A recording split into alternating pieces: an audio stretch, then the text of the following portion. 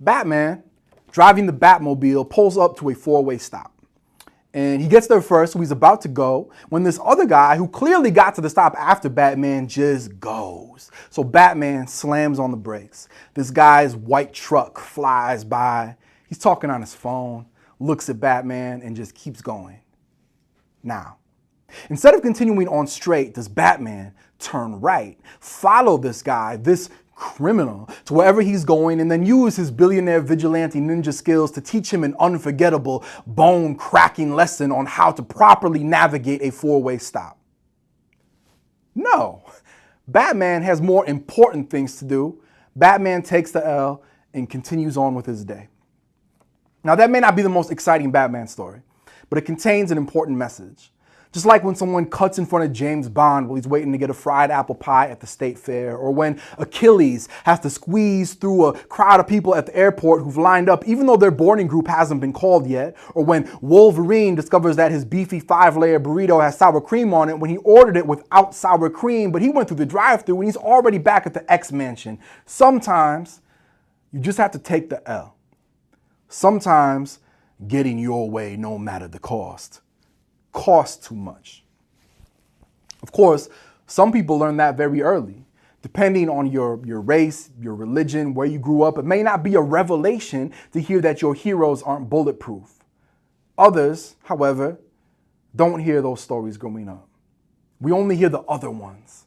All those heroes, all those powerful men, always in control, always dominant, always winning. My earliest memory of masculinity, I'm supposed to say something dramatic here, right? Like the smoking rifle and the dead rabbit or the stepfather's fists. But it doesn't take a bolt of lightning to keep the television on.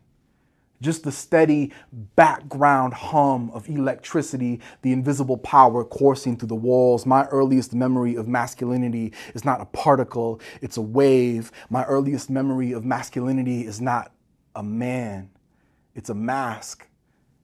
And look, reflected in the TV screen, it's me, an acorn kid, son of a single mother's son who gave me all the light I'd ever need. I was and am soft, an indoor boy. This is neither a bad thing nor a good thing. It's just a way to be. Tell that to the TV, though. Of the infinite number of ways to be, look at our heroes. Look at what stories we choose to tell. 1,000,000 different jobs, and half the shows on TV are about cops. 1,000,000 different ways to be in a relationship with other humans, and half the movies have the same boy meets girl, because it's got to be a girl, subplot. 1,000,000 different looks, and half the video games star the exact same strapping, 6-foot-tall white guy with short brown hair, a 5 o'clock shadow, and a bad attitude. 1,000,000 little examples that mean nothing on their own, but they add up to a story. The story we tell about manhood is an old one, and an obvious one, like a real man, quote unquote, is what? Strong, brave, stoic, sexually experienced, has a firm handshake, orders his steak, rare, drives a big truck, plays sports, wins. And look, none of these things are good or bad either. They're just ways to be. But what happens when that's the only story we tell?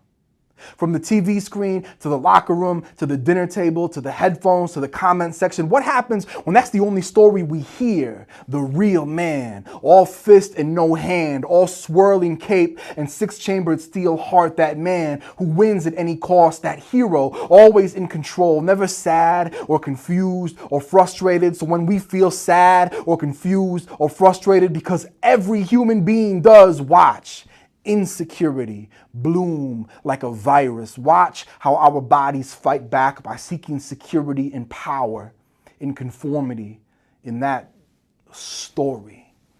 Watch how easily being the stereotypical guy's guy goes from one way to be a man to the way to be a man. And then watch how that gets enforced, because masculinity has always been a team sport. Man up. Stop crying, be a man. If I have to fit in this box, then you have to fit in it too.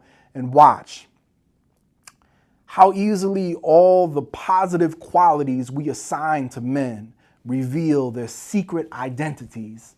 Courage, becomes carelessness. Strength becomes violence. Leadership becomes entitlement. Cool becomes cold. Watch how easily the desire to win becomes the need to dominate. How easily the desire to win becomes the inability to cope with loss, with frustration, with rejection. And watch me, a young man, soak it all in. Like cosmic rays, like radiation. Watch how I mutate, how I become something bigger than myself, maybe stronger than myself, but also other than myself. And if you know how stories work, you might expect this to be the point in the story where something really bad happens. Maybe the young man at the center of the story hurts someone. Maybe he finds himself in a situation where he knows what the right thing to do is, and he knows how the story goes, and he knows that they don't line up, but that story is so powerful, so full of power. That isn't how my story goes, though. And I'm definitely not any smarter or better than any other man. I've swallowed that same big story. It's just that somewhere in the margins of it, I've been able to write this other one too. And there's no big full color splash page, life-altering lightning strike event at the root of it. Just a bunch of random little moments, luck and privilege and relationships and loss, especially loss. When I felt the most defeated, the football coach who found me crying in a hallway after a tough loss and just gave me a hug. When I felt the most inadequate, the friends who modeled for me a strength that was not based on our capacity to hurt someone, who affirmed for me that as easily as we can be warriors, we can be healers. When I felt the most persecuted, the mentors who reminded me that the L's we take matter, but so do the L's we'll never have to take. Batman never has to worry about where his hands are when he's pulled over. John Wick never has to laugh off an inappropriate joke his boss made because he really needs that job. Wolverine never has to walk back to his car holding his keys between his fingers like adamantium claws. When I felt the most unforgiving, the rapper who told a story about getting carjacked and having a gun, but choosing to let the car go because even an enemy's life is worth more than a car. When I felt the most alone, the question echoing through that funeral home, what if we treated every loss like the way we treat the loss of a loved one?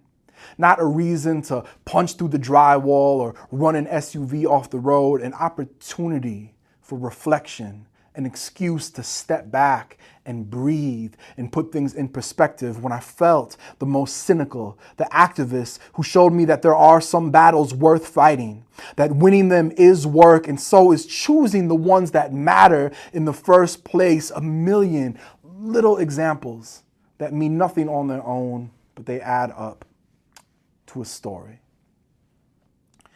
It's not that loss makes us stronger. That can be true sometimes, but loss also kills some of us or drives us to hurt others. The heart of this counter story is not loss itself. It is the impulse to understand it, to know how to take the L when you have to and keep moving, learning how to lose, learning that I'm entitled to so little saved my life more than once.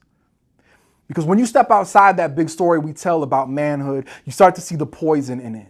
When the hero always wins, when the hero always gets the girl, when the hero always has a trick up his sleeve to save the day or one last burst of energy to defeat his enemy, when you've been taught all your life that you are the hero, that a real man is always in control, always dominant, always wins, what happens when you lose? Because you will. And not every man can share the little heartwarming stories about learning how to lose that I shared a minute ago.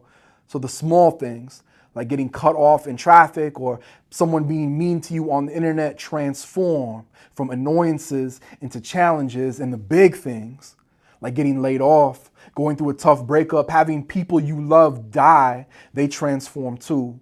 A difficult chapter becomes a sea of red ink. The story tells us that real men always win.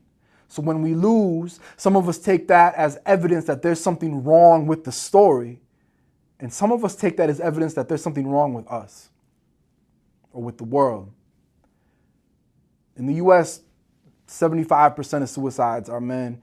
85% of gun deaths are caused by men. More than 95% of mass shooters are men. And we can talk about guns and we can talk about access to mental health care, but why aren't we talking about men? The vast majority of sexual violence, no matter who the victim is committed by men. And we know that rape isn't about sex, it's about power. Sexual harassment isn't about pleasure, it's about control. It's about entitlement. Our heroes never ask for help, never ask for anything. And as much as we talk about how man up means to take responsibility, how many of us really do that? Admit when we're wrong, apologize, reflect, grow. This is an old story. The rugged individual, the self-made man, the dark knight, 007, Weapon X, all these code names, all these masks, all these hysterical TV pundits and pseudo-intellectuals saying that men are in crisis because we've forgotten how to be men. I think we know all too well how to be men. We've heard that story since birth. What we've forgotten, what we've lost, is how to be ourselves, untethered from any stereotype, from that sense of entitlement, that burden, all these heroes, all these real men we will never be as strong as because they're not real. Batmobile continues on its path. Batman has to pick up his two daughters from volleyball practice. There's no Joker in this story. Doesn't mean that there aren't villains in the world, though. And yeah, there are some times when taking the L is unacceptable. When you fight on, no matter the odds, and never give up. And yes, our heroes do teach us some good things too. Be true to your word. Stand up to bullies. Do the right thing even when it's hard. But none of that has anything to do with being a man, much less a hero.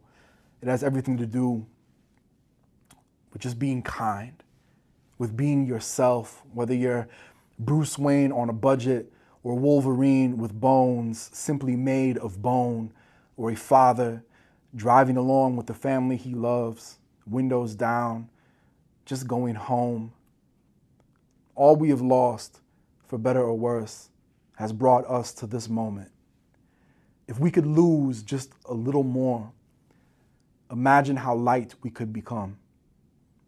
If we could lose just a little more, I bet we could fly.